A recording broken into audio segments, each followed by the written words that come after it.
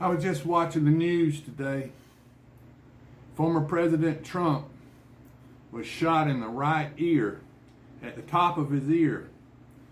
And there was a sharpshooter up on a building about 200 or 300 yards away from the rally. There was a political rally there in Pennsylvania. And he was shot in the right ear.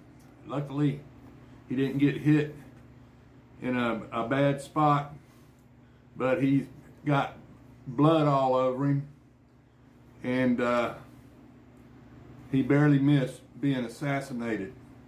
Of course, killing babies is nothing to the Democrats. They're all about killing babies and killing people.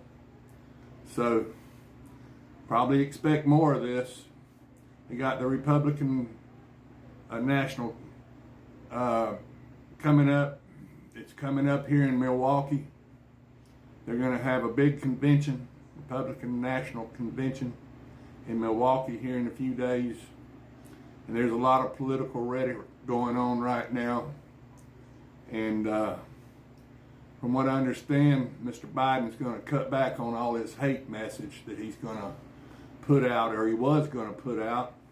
So he's going to cut back on his hate message so that maybe we can settle the country down a little bit after this assassination attempt.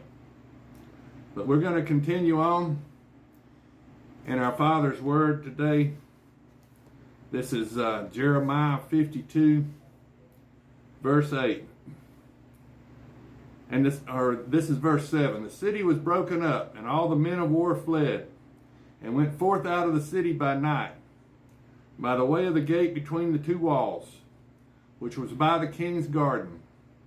Now the Chaldeans were by the city round about, and they went by the way of the plain. But the army of the Chaldeans pursued after the king, and overtook Zedekiah in the plains of Jericho, and all his army was scattered from him. Then they took the king and carried him up into the king of Babylon, to Riblah, in the land of Hamath, where he gave judgment upon him. And the king of Babylon slew the sons of Zedekiah before his eyes. He slew also all the princes of Judah in Riblah. Then he put the eyes of Zedekiah out, and the king of Babylon bound him in chains, and carried him to Babylon, and put him in prison till the day of his death. Now in the 5th month, in the 10th day of the month, which was the 19th year of Nebuchadnezzar, king of Babylon, came Nebuchadnezzar, captain of the guard, which served the king of Babylon, into Jerusalem, and burned the house of the Lord, and the king's house, and all the houses of Jerusalem, and all the houses of the great men, burned he with fire. And all the army of the Chaldeans that were with the captain of the guard brake down all the walls of Jerusalem round about.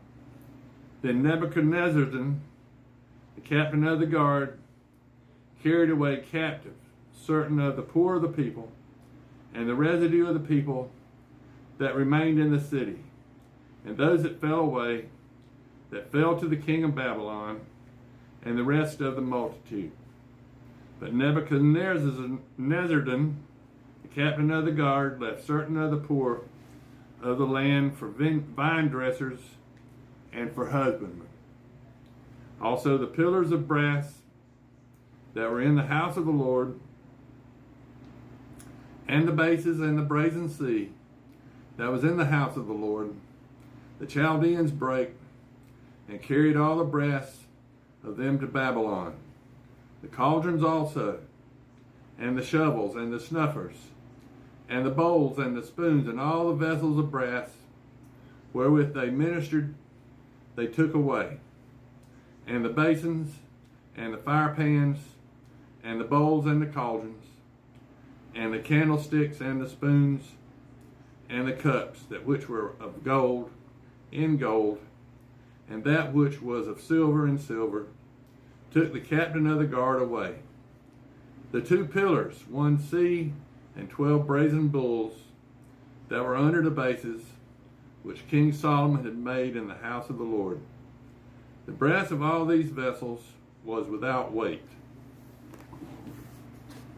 And concerning the pillars,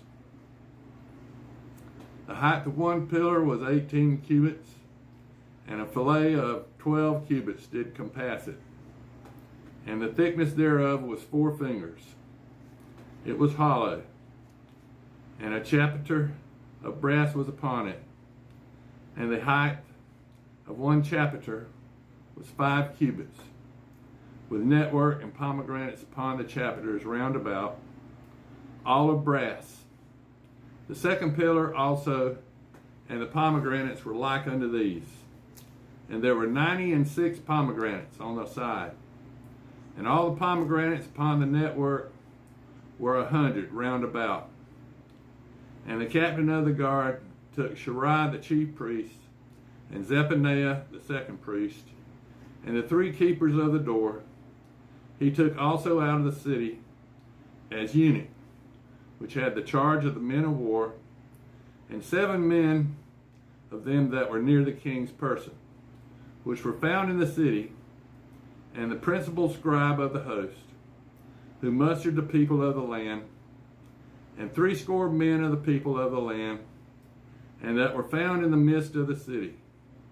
So Nebuchadnezzar then, the captain of the guard, took them, and brought them to the king of Babylon to Riblah. And the king of Babylon smote them, and put them to death in Riblah, in the land of Hamath. Just Judah was carried away captive out of his own land. This is the people whom Nebuchadnezzar had carried away captive. And in the 7th year, 3,000 Jews and 23.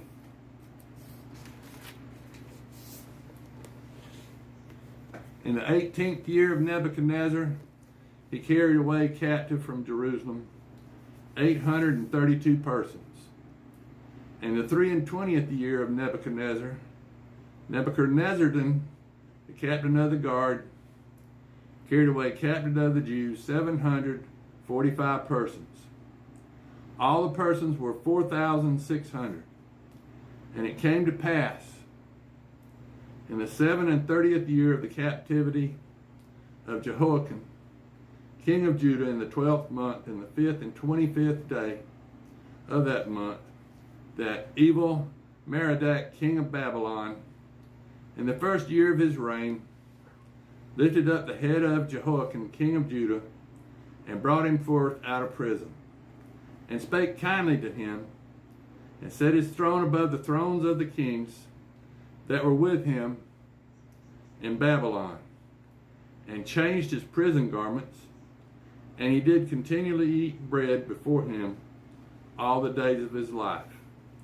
For his diet there was a continual diet given him of the king of Babylon, every day a portion, until the day of his death, all the days of his life.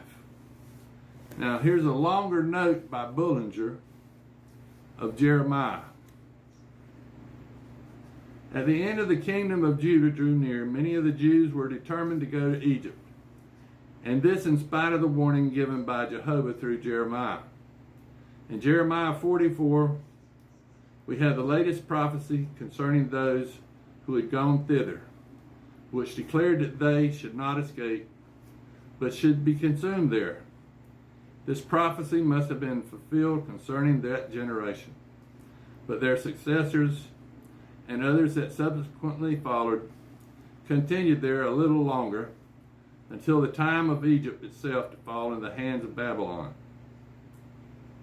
Recent discoveries of the papyri and the ruins of Elephantine from the 5th century BC bear witness to 2 great facts: that Jews were dwelling there in 424 through 405 BC, and that they were observing the feast of the Passover, as it is written in the law of Moses. The importance of these papyri lies in the fact that modern critics confidently assert and assume that the greater part of the